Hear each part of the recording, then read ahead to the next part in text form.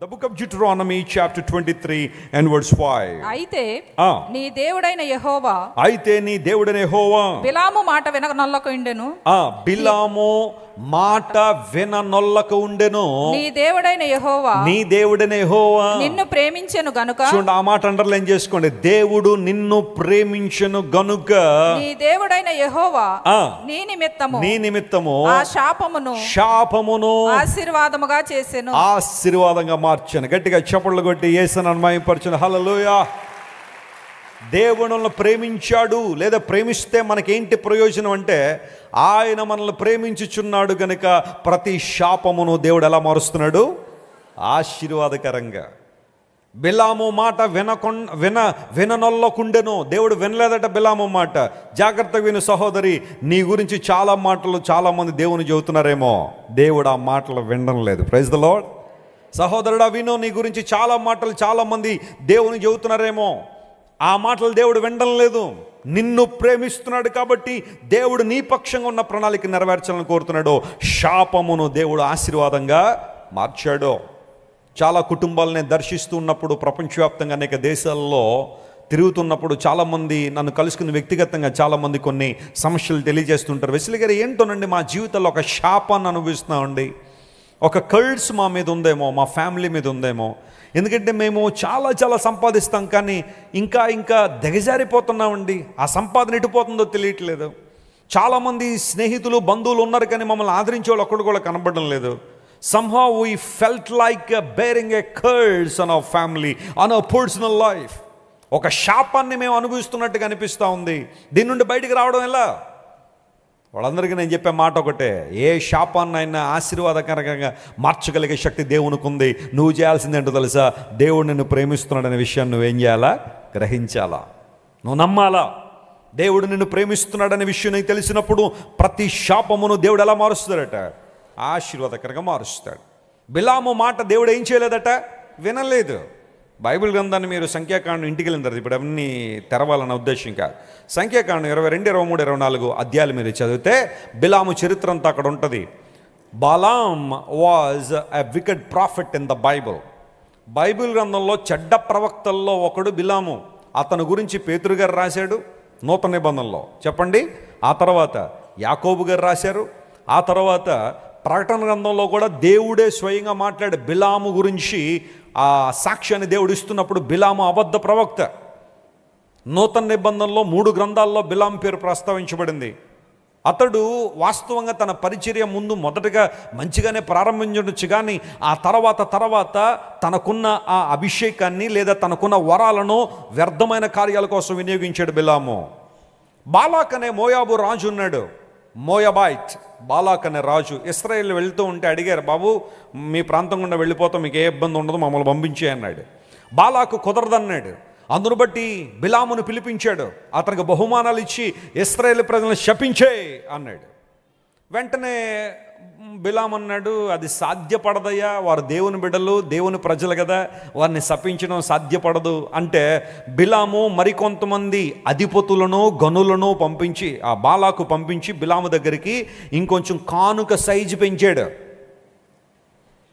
అప్పుడు బిలాం అన్నాడు, కుదరదా, మరి నేను చెప్తున్నాను కదా, మరి ఇంత కానుకలు పంపిస్తే మరి ఎలా, మరి అయితే ఉండండి, రాత్రి నేను మళ్ళీ అడుగుతాను దేవుడు అన్నాడు. కానుక చూడగానే మనసు ఏమైపోయింది? మారిపోయింది. రాత్రి వెళ్ళి దేవుని సన్నిధిలో ఉండి, ప్రభువా ఏం చేయమంటావు, నువ్వు శపించడానికి అయితే అవదో, వెళ్తానంటే వెళ్ళన్నాడు. వెంటనే ఆ మోయాబు అధిపతులతో కలిసి బిలాము గారు ఒక గాడిదకు గంత కట్టి బయలుదేరిపోయాడు. He saddled a donkey and started his journey to curse God's people. వెళ్తూ ఉండగా గాడిద మీద ప్రయాణం చేస్తున్నాడు. ఆ గాడిద చాలా కాలం నుండి బిలాము గారికి ఏం చేస్తుందట? సేవ చేస్తుంది. ఈ లోపల దేవుని దూత దూరంగా నిలబడి ఉంది. 1 కాదు 2 కాదు 3 సార్లు గాడిదను కొట్టాడు. కారణం అంటే గాడిద దేవుని దూతను చూసి ప్రక్కకి వెళ్ళిపోతున్న ప్రయత్నం చేసింది. ఫర్ ద ఫస్ట్ టైం ప్రక్కనున్న పొలంలోకి వెళ్ళిపోతున్న ప్రయత్నం చేస్తే బిలాం గారి చేతిలో చేతి కర్ర ఒకటి ఉందట. దాంతో ఏం చేశాడు? గాడిదను కొట్టాడు. సహించింది, బాధపడింది. రెండోసారి మరలా దేవుని దూతను చూసేసరికి ప్రియులరా, ఈ గాడిద కొంచెం ఒక గోడ దగ్గరికి మెల్లగా బిలాము గారిని తీసుకెళ్ళి ఒక్కసారి వెళ్ళి నొక్కేసింది. ఎవరిని? ఈ గాడిదకు గోడకు మధ్యలో బిలాము గారు కాలు నలిగిపోయింది, పెయిన్ వచ్చింది. వెంటనే మళ్ళీ గాడిదని ఏం చేశాడు? కొట్టాడు రెండోసారి. మూడోసారి ఈ గాడిద చూస్తూ ఉంటే దేవుని దూత ఒక ఇరుకు సందు లాంటి ప్రాంతంలో నిలబడి ఉంది. ఇంకా వెళ్ళే అవకాశమే లేదు.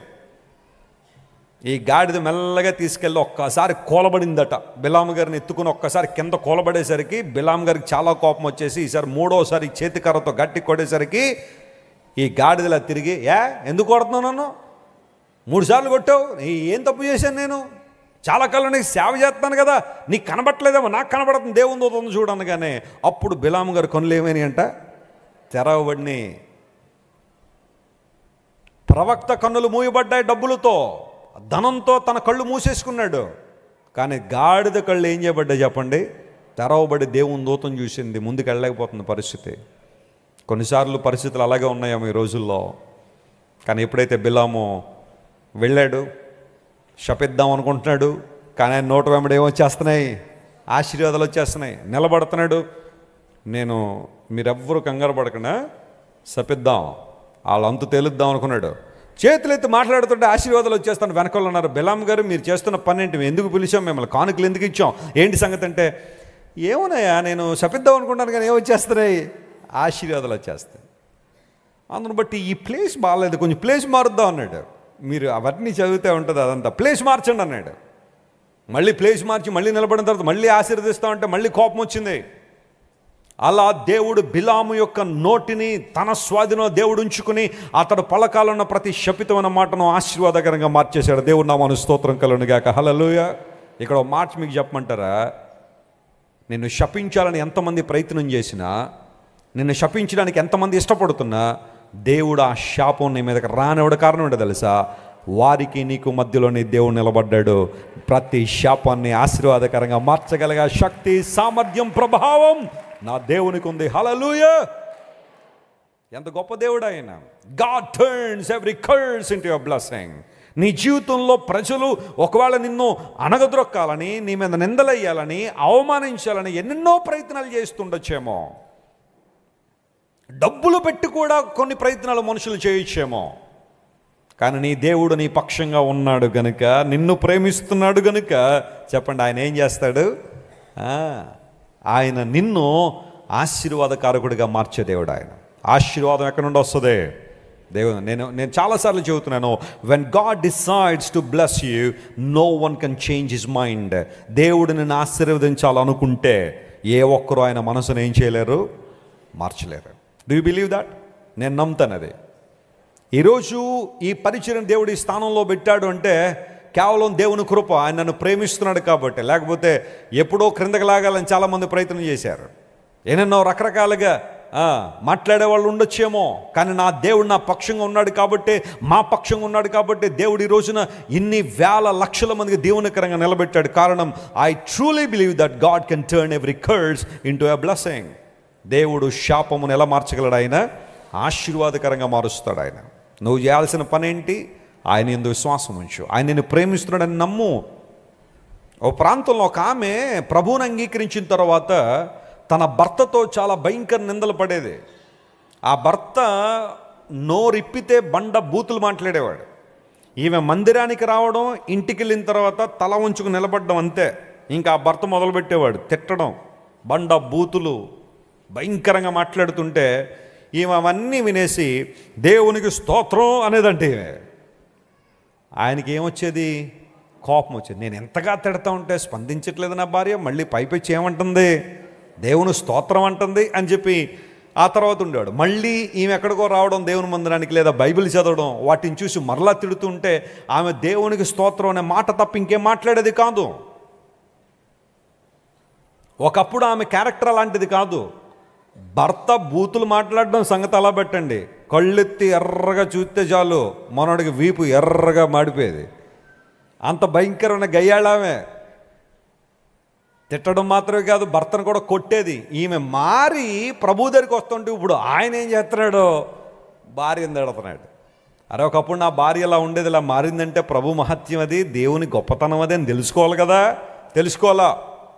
భార్య మార్పు చెంది సాత్వికురాలైనప్పుడు దీన మనసు కలిగి ఉంటే ఇప్పుడు ఆయన రెచ్చిపోవడం మొదలుపెట్టాడు. తిడతా ఉంటే ఈమె ఒకటే మాట, దేవునికి స్తోత్రం, నా భర్త నా మీద పలికే ప్రతి అసభ్యకరణ మాటను లేదా ఆ శాపాన్ని దేవుడు ఎలా మార్చేస్తున్నాడు? ఆయన ఆశీర్వాదకరంగా మార్చే దేవుడు. ఆమెలా దేవునికి స్తోత్రం స్తోత్రం స్తోత్రం అనేసరికి ఒకరోజు ఆయన కూడా దేవునికి స్తోత్రం అన్నాడట. హల్లెలూయా. అంటే అతనిలో కూడా ఏమొచ్చింది? మార్పు వచ్చింది. కక్షల ద్వారా, కార్పణ్యాల ద్వారా, అహంభావం ద్వారా నువ్వు సాధించేదేది లేదు. Submit your life to God and look an to him. God can turn every curse into your blessing. ప్రతి శాపాన్ని దేవుడు ఆశీర్వాదకరంగా మార్చగలిగిన దేవుడు ఆయన. ఎంత మంచి దేవుడు, ఎంత గొప్ప దేవుడు ఆయన. ప్రభువునందు ప్రియ దేవుని బిడ్డలారా, దేవుడు నిన్ను ప్రేమించాడు గనుక బిలాము మాట వినలేదు. దేవుడు నీ పక్షాన్ని నిలబడ్డాడు కాబట్టి నీ గురించి చాలామంది రకరకాలుగా మాట్లాడుకుంటున్నారేమో, కానీ అవన్నీ దేవుడు వినడంలా. ఆయనకి తెలిసిందల్లా ఒక్కటే, నిన్ను దీవించాలని, ఆశీర్వదించాలని. ఇస్సాకు జీవితాన్ని ఒక్కసారి మనం బైబిల్లో ఆలోచన చేస్తే, ఇస్సాకు ఎక్కడైతే బావులు దవ్విస్తూ ఉన్నాడో అక్కడికి శత్రువులు వచ్చి మళ్ళీ ఏం చేసేసేవారట? బావుల్ని మూసేస్తుండేవారు. ఇస్సాకు అభివృద్ధి చెందడం వారికి ఇష్టం లేదు. పూర్వదినాల్లో ఒక బావి ఒకరికి చెందింది అన్నప్పుడు ఆ బావి నీళ్లు ఎంతవరకైతే సేద్యానికి ఉపయోగపడతాయో అంత స్థలం కూడా వారికే దక్కేది. ఇది పూర్వదినాల్లో ఉన్న ఒక నిబంధన. ఒక బావి ఉంటే చెప్పండి, ఆ బావి నీళ్లు మనం ఎంతవరకు సేద్యానికి ఉపయోగించుకోగలమో అంత స్థలం కూడా ఎవరిదే అనమాట? ఆ బావికి సంబంధించిన వాళ్ళదే, ఓనర్ గారిదే. ఇప్పుడు అలాంటి రూల్ ఉంటే ఎంత బాగుంటుంది కదండి. ఓ 4 బావులు తవ్వేసుకున్నామంటే ఓ 4 ఎకరాలు మన చేతిలోకి వచ్చినట్టే. పూర్వదినాలు అలాంటి ఉండేది. అందరూ బట్టి బావులు ఎందుకు మూడ్చేవారో తెలుసా? కేవలం నీళ్లు తాకూడదనే కాదు, ఆ భూమిని కూడా వారికి దక్కకుండా చేయాలనే శత్రువులు వచ్చి బావులు పూర్తి చేస్తూ ఉన్నారు. ఇక్కడ ఒక మాట మీకు చెప్పాలని ఆశపడుతున్నాను. ఇస్సాకు బావులు తవ్విస్తుంటే, శత్రువులు పూర్తి చేస్తుంటే దేవుడు ఇస్సాకుని ఏమైనా ప్రక్కకి నెట్టేశాడా? ఇస్సాకును ఇంకా దేవుడు ఏం చేశారట? ఆశీర్వదించి, అబ్రహాము, ఇస్సాకు, యాకోబుల జీవితాన్ని పరిశీలన చేస్తే దేవుడు వారిని ఆశీర్వదించిన విధానాన్ని చూసి అనేక మంది వారి పట్ల అసూయపడ్డారని బైబిల్లో రాయబడింది. ప్రకటిస్తున్నాను, దేవుని సేవకునిగా ప్రజలను చూసి అసూయపడే స్థానానికి దేవుడు, అంత ఉన్నతమైన స్థానానికి మిమ్మల్ని నడిపించును గాక. దేవుని నామానికి మహిమ కలుగును గాక. హల్లెలూయా. ఇన్ ఎవ్రీ ఆస్పెక్ట్, ప్రతి విషయంలో కూడా నీ బిడ్డల యొక్క క్షేమాన్ని చూసి, వారి యొక్క జ్ఞానాన్ని చూసి, వారి తెలివిని చూసి, లేదా వారి దేవుని చేతులు వాడబడే విధానాన్ని చూసి అందరూ ఆశ్చర్యపడే విధంగా దేవుడు చేయగలడు. ఎవరన్నారు నీ పిల్లలు ఎందుకు పనికిరారని? పెట్టు, దేవుని చేతిలో పెట్టు నీ పిల్లల్ని. కూర్చోబెట్టి సండే స్కూల్లో వాళ్ళని దేవుని పాటలు నేర్పించు. దేవుడు వారిని ప్రయోజకులుగా మార్చే దేవుడు ఆయన. ఆయన విడిచిపెట్టలేదు. శాపమును ఆశీర్వాదకరంగా మార్చిన గొప్ప దేవుడు ఆయన. మనల్ని ప్రేమిస్తున్నాడు కాబట్టి ఆ పని చేశాడు.